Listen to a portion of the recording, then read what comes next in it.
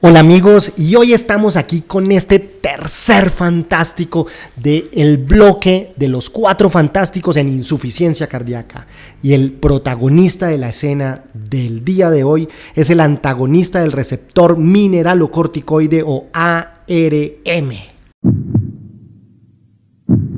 Cardiotips Podcast.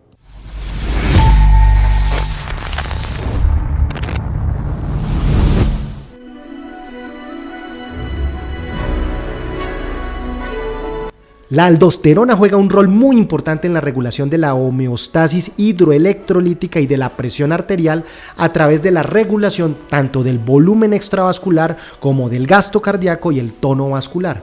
Desde hace mucho tiempo sabemos que la aldosterona produce en el epitelio del riñón retención de sodio, retención de agua y excreción o pérdida de potasio e hidrógeno. Por eso, por alguna época, se determinó que la espironolactona era un diurético, entre comillas, ahorrador de potasio.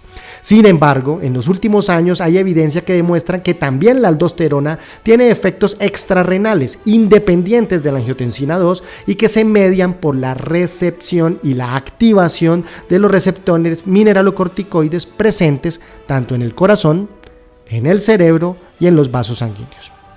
También tenemos en cuenta que se ha observado efectos deleterios de la aldosterona en la disfunción del endotelio, aumento de la fibrosis miocárdica, aumento de la hipertrofia cardíaca, fibrosis perivascular y rigidez arterial, con fibrosis renal, disfunción renal y aumento de la activación simpática. Todos estos hallazgos van a generar aumento de la tensión arterial, van a generar daño cardíaco, insuficiencia cardíaca y otros hallazgos que encontramos en estos pacientes. La espironolactona fue el primer antagonista de este receptor mineralocorticoide que demostró reducción del estrés oxidativo, mejoría de la disfunción endotelial y disminución de la activación de las metaloproteinasas de la matriz y mejoría de la remodelación ventricular desde el año 1960. Los grados de recomendación actual de este fantástico en insuficiencia cardíaca son grado 1A en la guía AHA 2022 y son grado 1A en la guía EX 2021 de insuficiencia cardíaca. El primer estudio del cual me gustaría empezar a hablar es el RALES y se determina el efecto de la espironolactona sobre la morbilidad y la mortalidad en los pacientes con insuficiencia cardíaca grave. Es un estudio publicado en New England Journal of Medicine del 2 de septiembre de 1999, desarrollado con 1.663 pacientes de 195 centros en 15 países y se fueron aleatorizados. 841 pacientes fueron asignados a recibir placebo y 822 fueron asignados a recibir la espironolactona. Dentro de los criterios de inclusión que teníamos para estos pacientes eran pacientes con insuficiencia cardíaca ya documentada, NIHA 3, NIHA 4, y en el momento de la inscripción que habían recibido un diagnóstico de insuficiencia cardíaca con una fracción de eyección del ventrículo izquierdo de no más del 35% en los últimos 6 meses antes de la aleatorización. Los criterios de exclusión fueron pacientes si tenían enfermedad cardiovascular grave o enfermedad valvular grave primaria, insuficiencia mitral o tricuspidia severas o que tuviese una probabilidad de intervenciones quirúrgicas a los próximos 6 meses, enfermedad cardíaca congénita, angina inestable o insuficiencia hepática primaria o cáncer activo.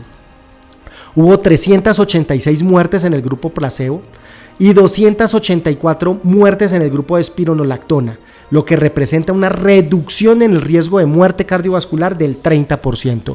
Fue el primer estudio fundamental para empezar a tener en el arsenal de la insuficiencia cardíaca, con fracción de eyección reducida, el antagonista del receptor mineralocorticoide. Continuamos con el Efesus. El Efesus ya utiliza un medicamento que es la eplerenona y debemos tener muy en cuenta que la eplerenona tiene una menor efecto a nivel de los receptores estrogénicos y progestágenos. Por esta razón, la eplerenona tiene menos probabilidad de ginecomastia en los hombres. En este estudio, evalúa el bloqueador selectivo de la aldosterona en pacientes con disfunción ventricular izquierda después de un infarto agudo de miocardio. Fue publicado en New England Journal también el 3 de abril del 2003 y los pacientes fueron asignados aleatoriamente a eplerenone, 25 miligramos al día inicialmente, titulándose según tolerabilidad a 50 miligramos al día, que fueron 3.313 pacientes en este grupo, o a un grupo placebo, 3.319 pacientes, además de la terapia médica óptima para la fecha, que era en el 2003. Dentro de los puntos finales primarios fue muerte por cualquier causa, muerte por causas cardiovasculares u hospitalización por insuficiencia cardíaca, infarto agudo de miocardio no fatal, accidente cerebrovascular o arritmia ventricular. Los dos puntos de valoración primarios fueron el tiempo hasta la muerte por cualquier causa y el tiempo hasta la muerte por causas cardiovasculares, o la primera hospitalización por un evento cardiovascular, incluida una descompensación aguda de falla cardíaca o infarto agudo de miocardio recurrente o accidente cerebrovascular o arritmia ventricular. Para la selección de estos pacientes, fueron pacientes con infarto agudo de miocardio documentado de acuerdo con los criterios estándares a la fecha, disfunción ventricular izquierda documentada con una fracción de eyección del ventrículo izquierdo del 40% o menos por ecocardiografía o angiografía, medicina nuclear o por ventriculografía.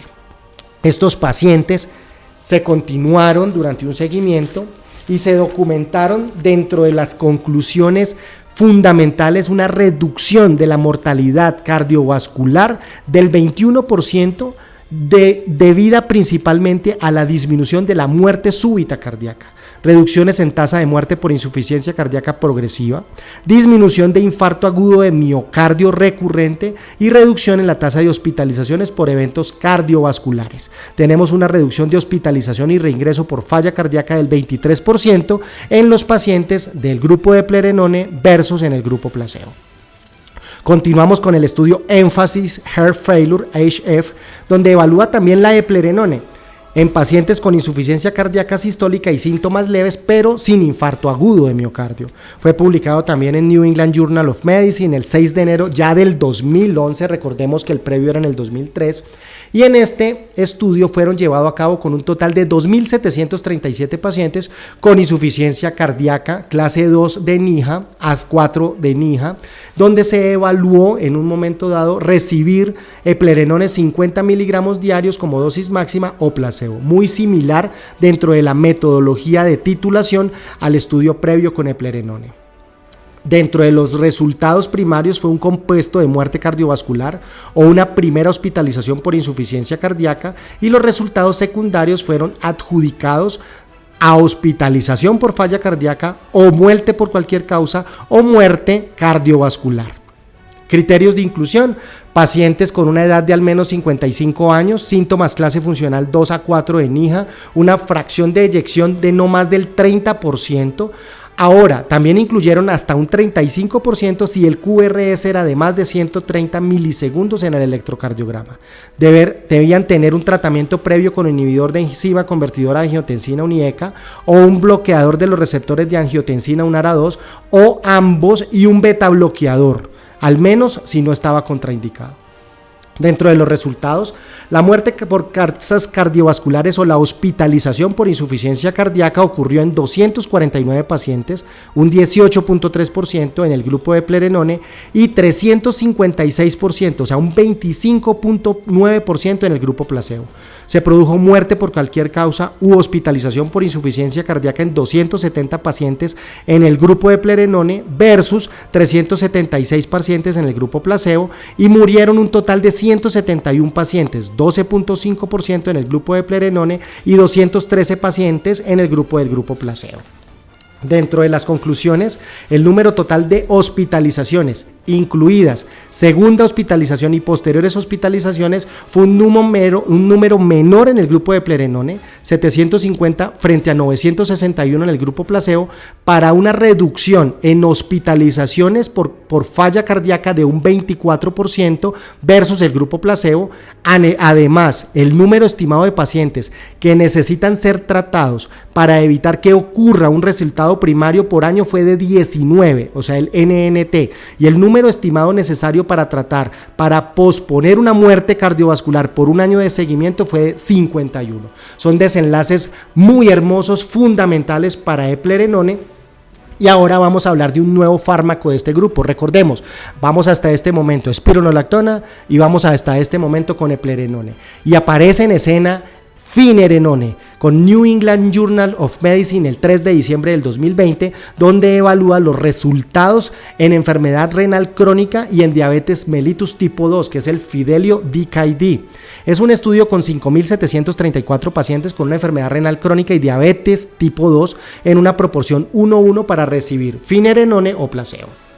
El resultado compuesto primario, evaluado con un análisis de tiempo hasta el evento, fue insuficiencia renal, una disminución sostenida de al menos de un 40% de la tasa de filtración glomerular desde el inicio o muerte por causas renales. El resultado compuesto secundario clave, también evaluado en un análisis de tiempo hasta el evento, fue la muerte por causas cardiovasculares o infarto agudo de miocardio no fatal, accidente cerebrovascular no fatal o hospitalizaciones por falla cardíaca.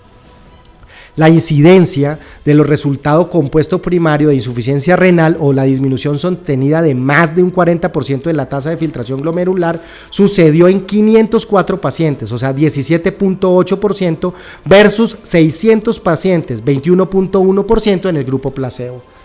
Dentro de las conclusiones, Finerenone se asoció con una reducción del 31% mayor en la proporción de albuminuria y creatinuria urinaria, y en este ensayo también se ocurrió una disminución del desenlace renal primario. Es importante señalar que los beneficios de Finerenone se observaron después de 12 meses, o sea, es un resultado que se mantiene en el tiempo después de al menos un mes de haber recibido el medicamento de la Finerenone.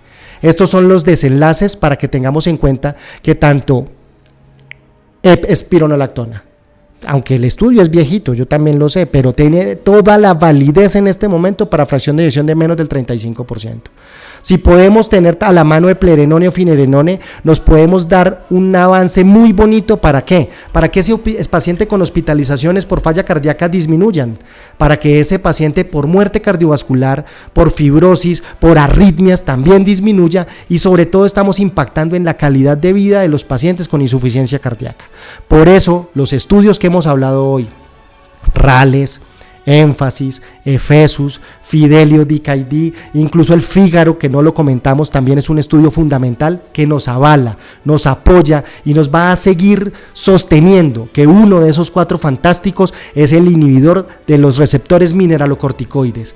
Por eso es muy bonito, por eso lo amamos, por eso es de los primeros fármacos que demostró impacto en falla cardíaca y por eso seguirá siendo en nuestros 4 fantásticos. Y recuerden, amigos, a cuidar el corazón hasta el último latido. Sigue al Dr. Conte en sus redes sociales, Facebook, Instagram, YouTube y TikTok.